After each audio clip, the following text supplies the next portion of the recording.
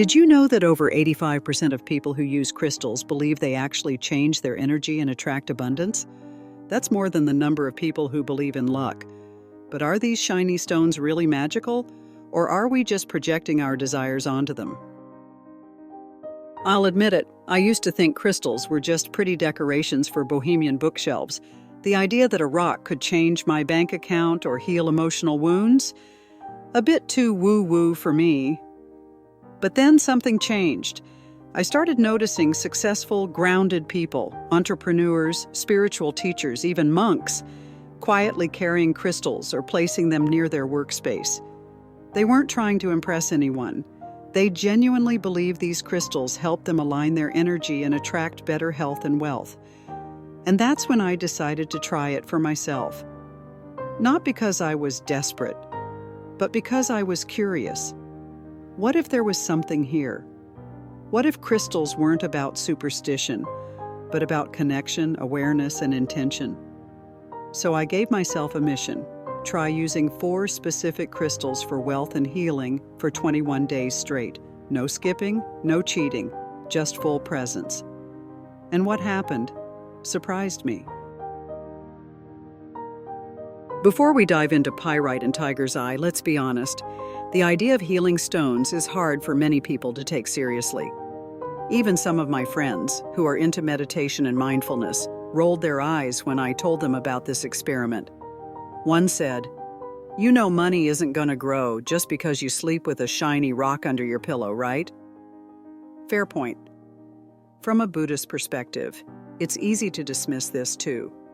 The Buddha taught us not to cling to external forms or chase material things. So why would a monk or a mindful person turn to crystals? But here's the thing. Buddhism is not about blind rejection.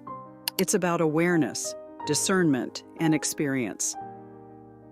The Buddha himself said, "Do not believe in anything simply because you have heard it.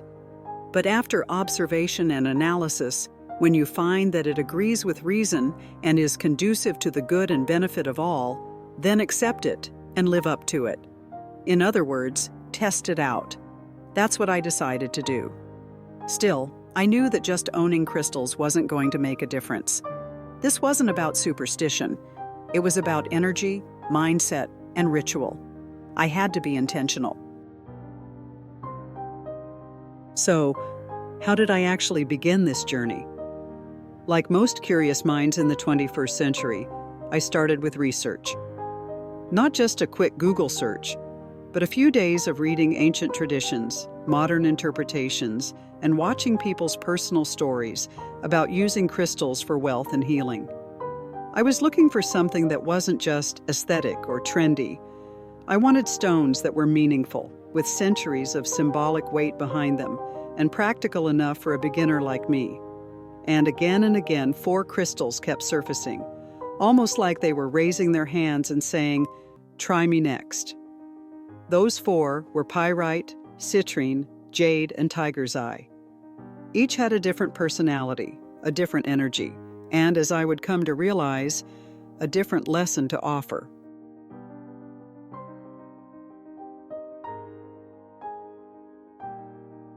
Let's start with pyrite, also known as fool's gold.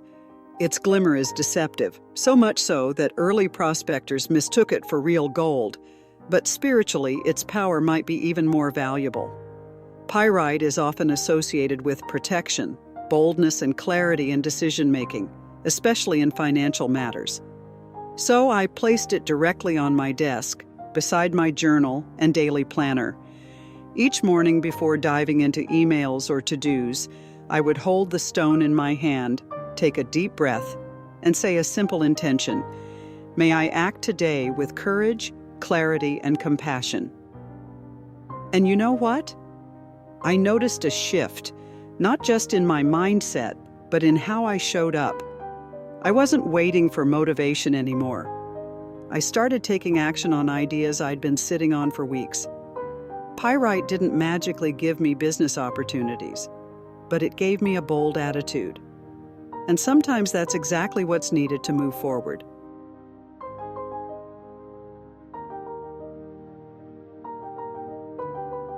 Next came citrine, often called the merchant stone, for its strong links to abundance, creativity, and success in ventures. This one quickly became my everyday companion. I carried it in my pocket on the days I had meetings, was filming, or needed to be in a creative flow. It wasn't loud. It was like a silent encouragement whispering, "You've got this. Share generously." And when I felt blocked or anxious, I'd pause, take it out, and breathe with it in my palm. I'd quietly say, "May I offer something of true value today, with sincerity and joy." Over those 21 days, I noticed subtle but meaningful changes. People responded more positively to my ideas. Some projects gained unexpected momentum. And most importantly, I felt more generous, more willing to contribute without fear. Citrine taught me that wealth isn't just about getting more, but about giving more with the right heart.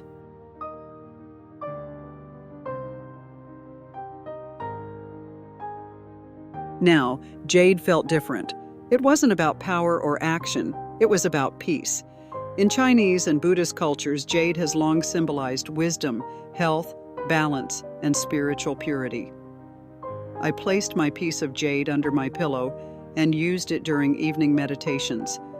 There was no dramatic transformation, but over time I felt a growing stillness within me. Nights were quieter. My thoughts softened. And some of the old worries that clung to me seemed to loosen their grip. Jade became my nightly reminder to return to center, to be gentle, to remember that healing isn't a force. It's a flower that blooms in stillness. Each night I would gently whisper, "May I be well, may I be at peace, may I rest in kindness." And little by little I began to believe it.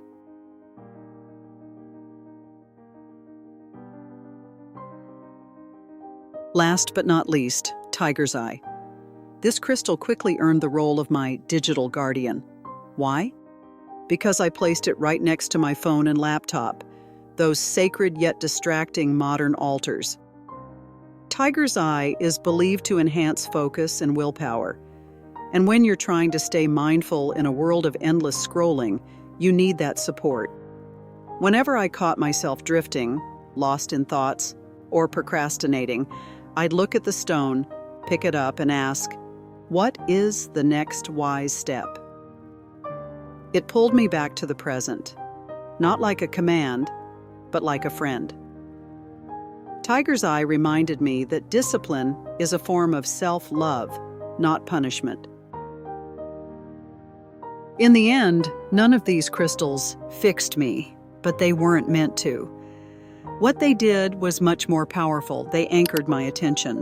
They helped me set daily intentions. They became ritual companions that held space for stillness, courage, clarity, and kindness. In Buddhism, we don't worship external things, but we do honor tools that bring us back to awareness. And that's exactly what these crystals became. They weren't magical stones, but they made me more magical in how I chose to live each day. Here's the moment where it really hit me. It was day 15. I had a long to-do list, bills to think about, and a restless mind. I sat down with all 4 crystals beside me. My plan was to meditate for just 10 minutes, but something unexpected happened. As I sat, I began to feel this deep wave of gratitude, not just for the crystals, but for everything. The roof over my head, the tea I was drinking, the fact that I could sit in peace at all. It felt like the universe opened a small window, and through it came this quiet truth. True wealth is presence.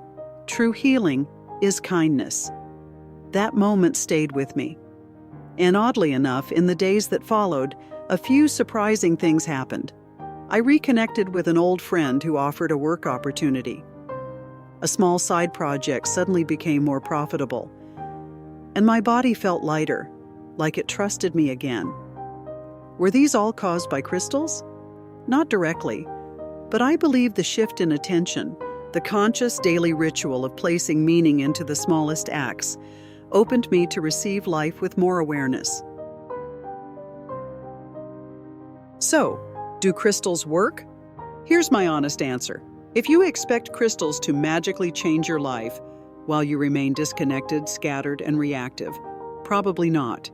But if you use them mindfully, as reminders of your intentions, as companions in your rituals, as tools to slow down and align your energy, then yes, they can be incredibly powerful. In Buddhism, everything is interconnected. Crystals are just one part of the web. They're not gods or solutions. They're gentle teachers. And in a world that moves fast and forgets the sacred, even a small stone can help bring you back to center. Have you ever used crystals for healing or abundance? I'd love to hear your experiences. What worked, what didn't, what surprised you? Leave a comment below. And if this video sparked something in you, check out my next one where we explore salt rituals and ancient energy practices. You might be shocked at how simple things can shift everything.